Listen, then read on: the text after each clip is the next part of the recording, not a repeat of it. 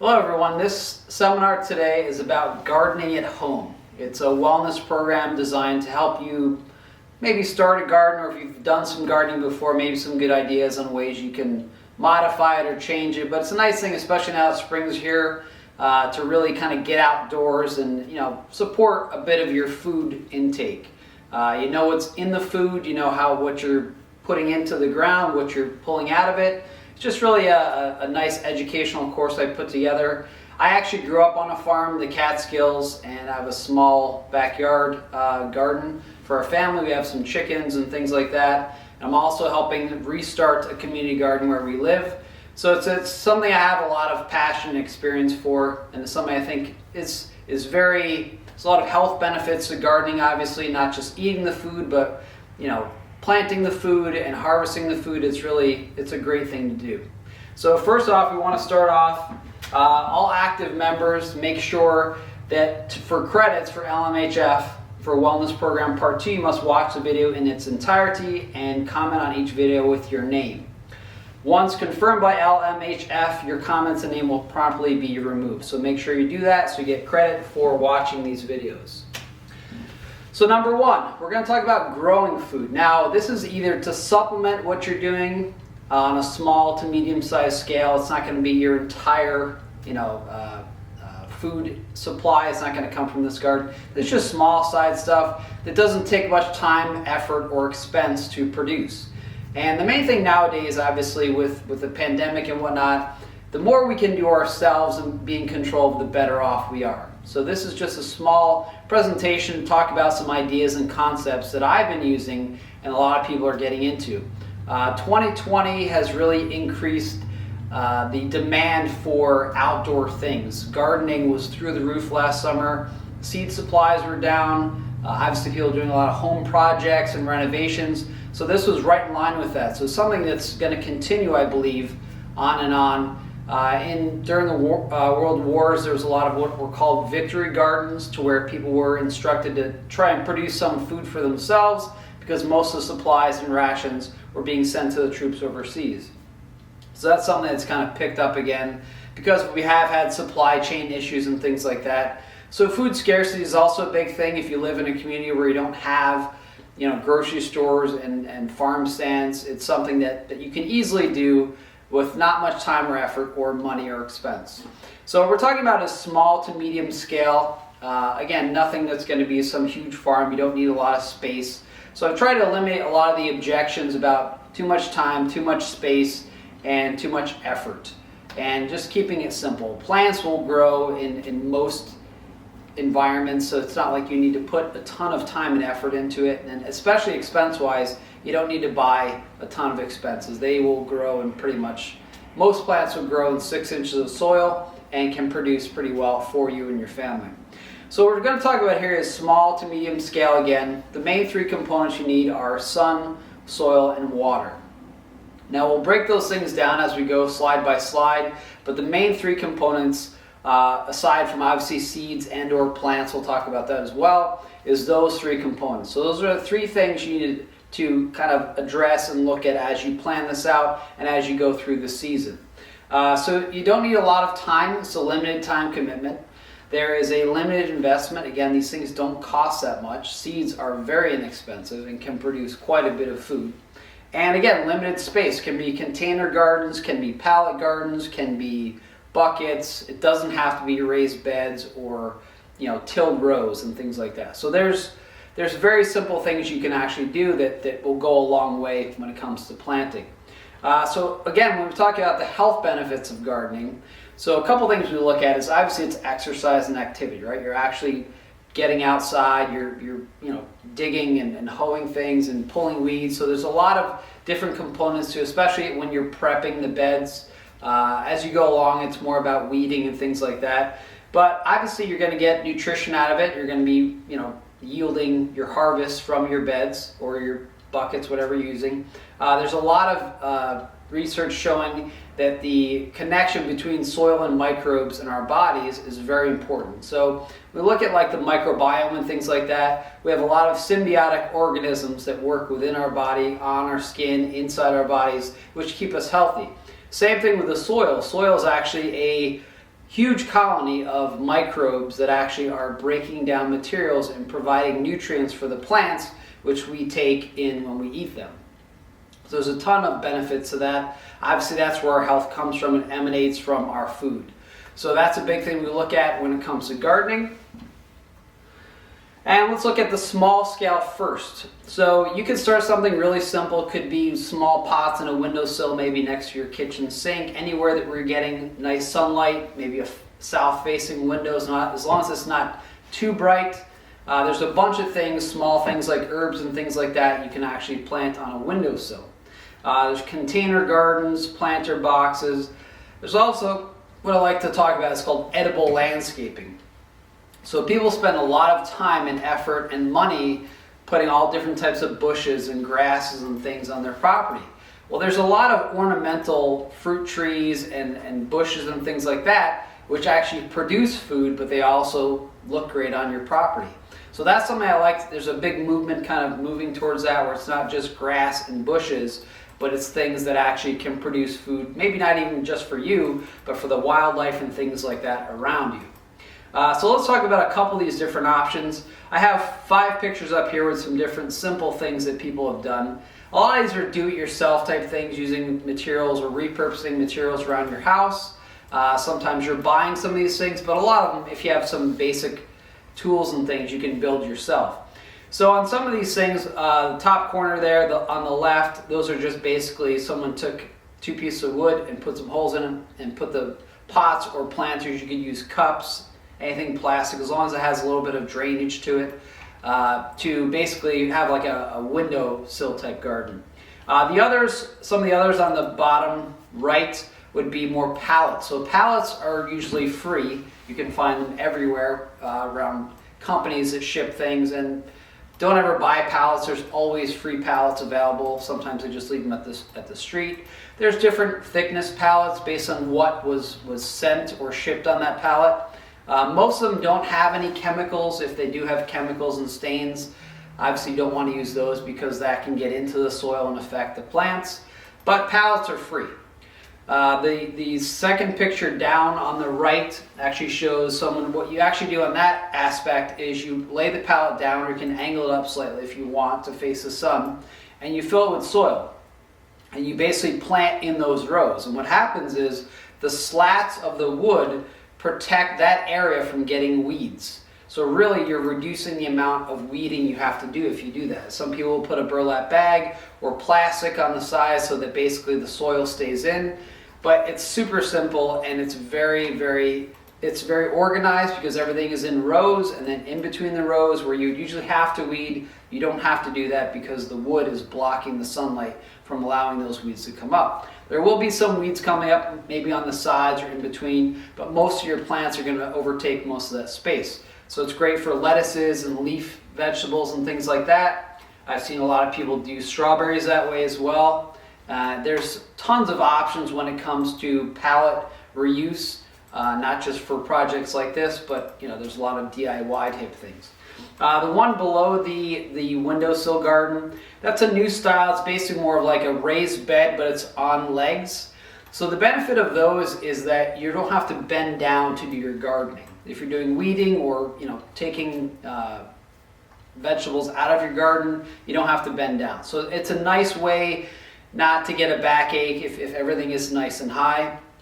It drains very well because it's elevated off the ground, and there's a lot of benefits to that type of system. Some of the other pictures here I have are kind of like a step type system where you're actually putting plants on a step, so it's more it's good for space saving.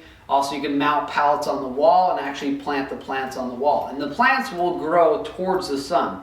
So even if you put them at some awkward angle, they're always going to grow towards the sun. As long as the soil can stay there when it rains, you're good to go. So these are just some options on small scale. Now, medium scale, if you have any property of your own, I wouldn't recommend, if you're a renter, to add any medium scale gardens in case there's any issues. But for the most part, most gardens obviously are going to be fenced in to keep out predators, whether it's deer going over the fence or rabbits and things going under. Squirrels, unfortunately, they go over under, and they're probably the most difficult to keep out. But for the most part, when it comes to building a garden, obviously you want to keep it secure so other animals can't get in there and take some of your produce. But there are different ways to do it. So raised beds are probably the most common, and they're very, very easy to do. You can actually build them with wood, and it doesn't have to be brand new wood. It could be reused wood, pallet wood, whatever you want. And most of those raised beds, most plants only require about 6 inches of soil. Most of the time, most raised beds are going to be 8 to 10 inches, but really only require 6 inches. So there's many programs out there I've seen where they actually will take and put a raised bed right on top of concrete, because it's the plants are not going down past that point. Sometimes they'll put cardboard down, lay their soil in, which is inside the box, and the box, again, doesn't have to be wood, it could be brick. And then with that, the plants are just uptaking all those nutrients that are in the soil that are above the concrete. So there's a lot of different ways to do that. It doesn't have to be a grassy plot you put this on. It's going to grow in whatever you put it in. So if it's a bucket or container or raised bed, the plants are going to use that. So there's a lot of different local projects. Actually, one of Batavia Community Gardens, and they used a parking lot. So that they did that same exact thing, and they put the raised beds right in a parking lot with rows, and it's used very well, and it's done extremely well in the past couple of years in Batavia, New York. So there's a lot of ideas and things out there, and a lot of groups that are getting involved in this. But again, if you want to do it yourself, or maybe your neighborhood to do a small garden, there's quite a few of them in the city of Buffalo as well. But again, it's based on what you want to produce. That's the big thing to look at, and making sure that you have things set up properly and kind of avoid problems before they happen. So let's talk about where to begin. So number one, choosing plants. Now these would be things that you would actively use in your cooking or your meals. So typically we're going to look at herbs, vegetables, fruits, and flowers. Now some flowers are going to be for decoration, but there's a lot of flowers that are actually edible. Some restaurants serve salads with mesclun mix and things like that, and sometimes they put these edible flowers in them.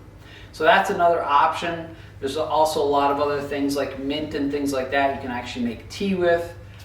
Same thing as dried tea leaves, you just use mint leaves, it's the same exact thing. So let's look at herbs. Obviously there's a lot of really simple herbs, and they're the easiest thing to grow. Basil and cilantro and parsley will basically grow in almost anything. They're pretty water tolerant, meaning if you forget to water them, they'll probably come back pretty easily. Basil especially is very, very tolerant to not being the best plant keeper. So there's a lot of herbs, and usually you're going to use those for cooking. And if you ever buy fresh herbs at a grocery store, I mean, they're not that cheap. But if you're to use seeds and start them from seed, they're basically dirt cheap. No pun intended. So when it comes to vegetables, the main thing is that vegetables, which you would be eating the leaves, like lettuces and things like that, they produce very quickly. Any type of vegetable that has to produce leaves and then produce fruit is going to take quite a bit longer. And there's more steps in that process that can be a bit more challenging in terms of fertilizer at certain points in time and trying to keep pests away from them or birds and things like that. But basically any type of leaf, lettuce and things like that, kales, those are very easy to grow. And the one main thing when it comes to leaf plants is that, let's say you look at something like romaine. Romaine will actually grow about 5 or 6 feet tall, but when you buy it in the store, it's about 12 inches tall. So they cut it off at the base and they ship it and sell it that way. But if you're to take and plant romaine, what you want to actually be doing is breaking off the leaves at the bottom, and it'll keep growing up. So the new leaves are at the top, the ones you want to be eating are at the bottom. So you don't have to cut the whole plant down, you just take what you need for that time period. We'll also talk here a bit about replanting scraps. So like the bottom of lettuces and carrots and things like that are very quick to grow, and it's a good way to reuse those scraps. When it comes to fruits, again, there are certain fruit bushes and things. There's a lot of companies now make these hybrid fruit bushes where you can actually bring them indoors in the winter if they're not acclimated to our zone. But those things actually produce really well. Obviously you can have lots of raspberries and blueberries and cherries and things like that in containers. There's goji berries and lots of other things that are basically bred to be really small, or be put in containers. Obviously strawberries and things like that are very easy to do. So again, flowers, we'll talk a bit more about pollinators and things like that, but how flowers help enhance the look of your garden, but also attract pollinators. And there's some other things you can use for pest control and keeping bugs away. They don't like the smells of some of those things. Okay, so starting off, you have three main options when it comes to starting your plants. So you can either start from seed, okay, which is pretty simple. A lot of times people are going to do that before the time to plant outdoors. So they're going to start it in one of these little greenhouses or a little cup. You really could use anything. It doesn't need to be something really fancy. Very economical and cheap way to start from seed. And then direct sow would be plants that you actually take the seed and you plant it directly in the ground. Those do not transplant very well. Something like peas or beans, you basically just put them in and they root down and they pop up. So those, like peas and things like that, snow peas especially, are pretty hardy, so they can start early. A lot of other things, maybe beans and things, may take a little bit longer to come up, so they need the soil to be a bit warm before they start. Now the third option is to buy transplants. So actually buy pre-grown plants from a greenhouse or garden center. Very easy to do. I mean, a lot of grocery stores now obviously carry these things, but the main thing is they're going to be very simple to take out of the pot, put in the ground, and then just put it in the right space and water it. The other thing, like I said, we'll talk about food scraps in a minute, but these are the main three ways that you're going to start your garden, whether it's in a container, raised bed, field, whatever you're going to do. These are the main three ways you're going to look at starting off. Okay, so again, simple starters. I talked about some of this stuff. So herbs are super easy to start. Don't take much time, not much effort, and definitely not much money. You can start them indoors, but as the summer picks up, you probably want to bring them outdoors. There are certain plants you can bring in and out based on the weather, especially if it's raining a ton. You don't want to drown your plants. Put them in an area where they're somewhat protected, because plants can get too much water, especially if you don't have the right type of drainage or the right type of container. If you do have a container, make sure that there's holes in the bottom so the excess water can leak out. Otherwise, it will drown the plant and rot the roots, and you won't get much out of it that way. So again, vegetable-wise, if you're using a leaf vegetable, they're going to come out much quicker, very easy to produce. Something that's going to be a fruiting, like squash, cucumbers, tomatoes, things like that, take a lot more time, and there are other steps you have to take to make sure they're getting the right fertilizer and there's no molds and things like that on the leaves. So that takes a little bit more time with them. But again, leaf type vegetables will produce very quickly and are very prolific. You're just not going to get a ton of energy and nutrition out of lettuces. But obviously they're essential for life, provide us with a ton of fiber and micronutrients that we need to be healthy. Fruit-wise, obviously raspberries, strawberries, blueberries can be potted or in the ground. There's more instruction. If you're putting them in the ground, it's got to be the right place. Whereas if you have them in a pot, you can move that if it's not doing well, or kind of figure out the problems on why it's not producing as well. So this is a point I talked about regrowing kitchen scraps. So there's a lot of things, like I said, romaine. Most people, when they buy a head of romaine, they cut the bottom off and probably another 3 or 4 inches of it, and then they throw that out. So the main thing to do with something like that, as an example, is you take the base of it, and it's going to be brown at the bottom. You just trim the edge of it off so it's kind of open. You take that and you put it in a cup of water. It can be in the windowsill or somewhere that's light. It doesn't need that much light in the beginning. And within a day or so, you'll see it start growing from the center. After a couple days, up to a week, maybe more, you'll start to see some little roots starting to form. That's basically the most important part and the hardest part of a plant to get to. So it already has all the hormones and everything ready to grow. So it just wants to regrow. In nature, if a deer or something came along and ate that romaine, it's not killing it. It's gonna come back. So the same thing you're going to be doing with regrowing kitchen scraps, and it works well with lettuces, carrots. Green onions are one of the fastest growing. They'll grow super fast. And basically at the bottom of green onion, you're going to have like the white part with the roots, and that's why you would buy them. So just cut that and keep, 1.5 inches or so, right between where it's white turning to green, and just stick that in a cup with water, and you'll see it'll spring right up really quickly. You can actually keep them in the water if you want and just use them. You can add some little soil or coffee grounds in there as well to give them some nutrients, but they grow very, very quickly. You can almost see them growing. Same thing with potatoes. Obviously, if you're doing what are called seed potatoes, you can buy them. If you buy a potato with eyes, if you had a potato that's maybe sat too long in your cupboard, it's got these little eyes and it's growing roots. You cut those up, make sure that there's at least one bud per cube of potato, and then just stick it in the ground and it'll produce very well. But same thing as carrots, you cut off the top of a carrot, stick that in water, and they'll start to sprout. At a certain point, obviously, you're going to have to transplant them from the cup or container into the actual ground.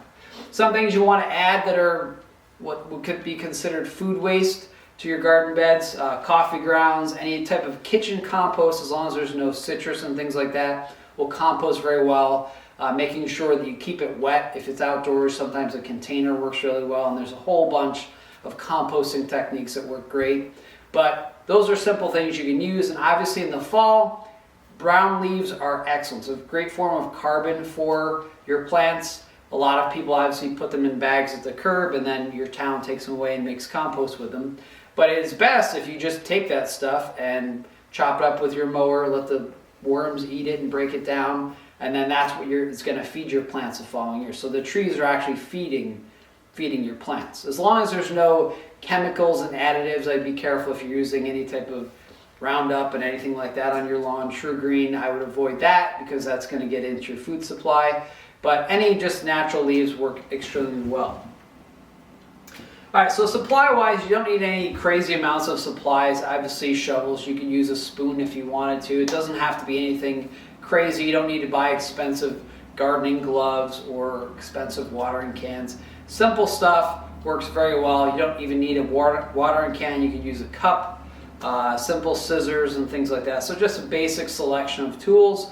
And again, depends on what style of garden bed you're planting. If it's a container, you're not going to have to do much at all. If it's something that's in the ground or in rows or something, there might be a little bit more involved with that. But keep things very simple. Don't go overboard. Don't spend a lot of money buying fencing material and things like that. Brand new wood. You can easily find, used wood or pallets that work very well, and they do break down. Wood is meant to break down. It's carbon. It's going to break down over time, but it's something you can easily repurpose and save quite a bit doing. So again, this is talking about the raised beds as well, about 6 inches of soil. The small picture in the corner there is actually, it's a table type raised bed, so similar to the one in the other picture. Again, something you could build out of pallet wood, just making sure there's some drainage underneath. You could use any type of the weed guard and things like that as fabric, double or triple that up, and that will leak some of that down as long as it's supported well, because remember that table is going to be pretty heavy with the soil and the vegetables in it, and water weight also adds quite a bit. One other nice thing with a table like that is you can actually buy them or make them with wheels on them. So I know some people that actually have them in their garage. They wheel them out on their driveway when it's sunny, and they wheel them back in at night. So that's a great way to protect them so the deer are not going to come around at night and eat your plants, because that is basically a salad bar for them if you leave it out. So I'm sure plenty of people have seen that. But again, with a raised bed, you only need 6 inches of soil. Some maybe 8, but they don't need that much. If you're using cardboard at the bottom, that's actually going to keep the weeds and grass from growing up. It's going to give the other plants a chance to root, and it does help a lot with having to reduce the amount of weeding. Cardboard, make sure you're using something that's not shiny, not too much ink on it. Basic cardboard, people have been shipping things around, especially the last year and a half. So you should have plenty of cardboard around, just cut it and flatten it out. Try and keep that grass from coming up through it. Again, there's a lot of benefits to a raised bed garden. Super simple. You don't have to buy a raised bed garden kit. There are some where you can get by the corners and plastic corners, and they mold together. Some are actually made of PVC or plastic, and those work well because they don't rot. So those sometimes are a good thing. Sometimes you can make different arrangements with them as well. So again, talking about container gardens, these can be anything. They can be a flower pot, they can be a 5-gallon bucket. Whatever it is, it needs to have some type of drainage underneath so that you don't drown the plants. They need to get water absorb the water, and then the rest should kind of be passed out. Again, you could do window boxes, you could do any different shape. You could use a baby pool. I've had many people that I know use all different types. They reuse everything. So a lot of people throw out plastic buckets and containers.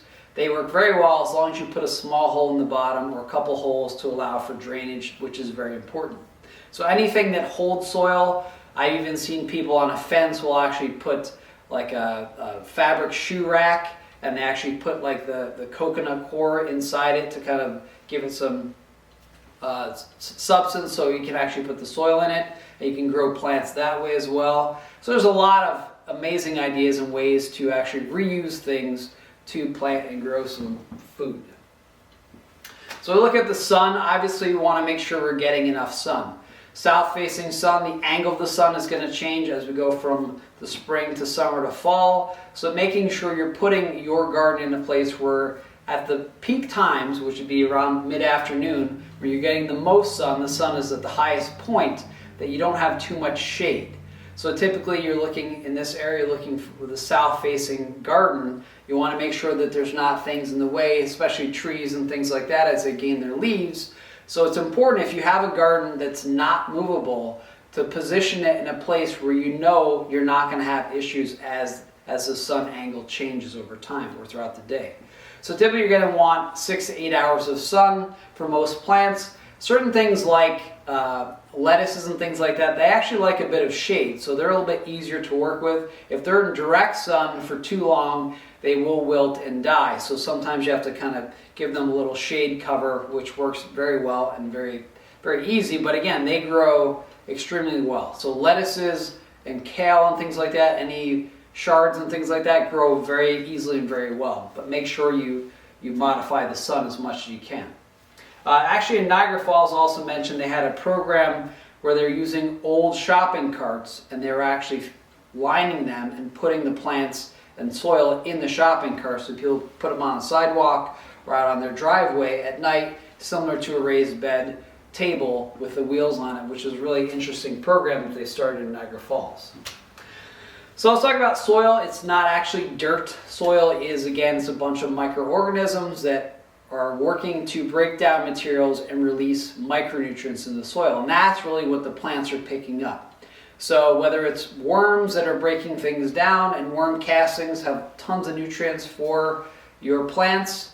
You want to actually attract worms, and it's really simple to do with compost and things like that. They'll come up. But especially trying to avoid using chemicals. A lot of chemicals people use as fertilizers actually kill some of that bacteria. So the bacteria should be doing its natural job in breaking things down.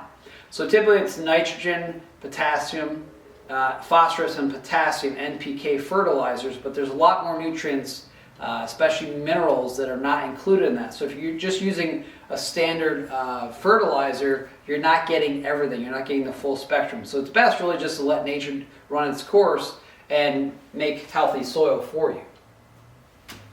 Water is a big thing, making sure you're trying to water at the roots. Most of the time when people are watering, they're just kind of spraying everything. There's certain plants that like their leaves to be kind of rinsed off, kind of natural like the rain, but you don't want to water things when it's sunny out, because those water droplets are like magnifying glass and will burn the leaves of the plants. So it's best to actually water it more at the roots. There's a lot of drip irrigation systems where it's a slow drip over time, which work well as well if you want to go a little more advanced with water timers. But the main thing is just try to water them at their base.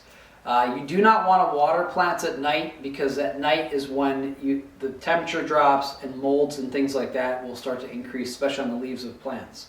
So be very wary of watering, and don't overwater or obviously underwater. Attracting pollinators is very important for pollinating your plants, especially fruiting plants and trees. Whether it's butterflies, bees, birds obviously as well, will, anything that moves stuff around, the wind will also pollinate things. But adding, color and different components to your garden just makes it a nicer place. And obviously you're getting oxygen as well, which I haven't really talked about. So it's just a nice environment you're creating by having everything together. And there are certain flowers and plants that are natural insect repellents. So things like basil, mint, marigold, citronella grass, chives, garlic, lavender, those things, they have a strong smell. And a lot of insects and bugs and things, and even birds or deer, don't actually like some of the smells of these things. So they're natural detractant, and there's no chemicals involved. They're just simple things you can add to your garden that really go a long way. So, enjoy gardening in 2021. I hope this gives you maybe some information. If you haven't started out gardening, maybe some basic tips. And if you are gardening, maybe getting back into it would be a great time. But I hope you the best of luck, and I'll see you next time.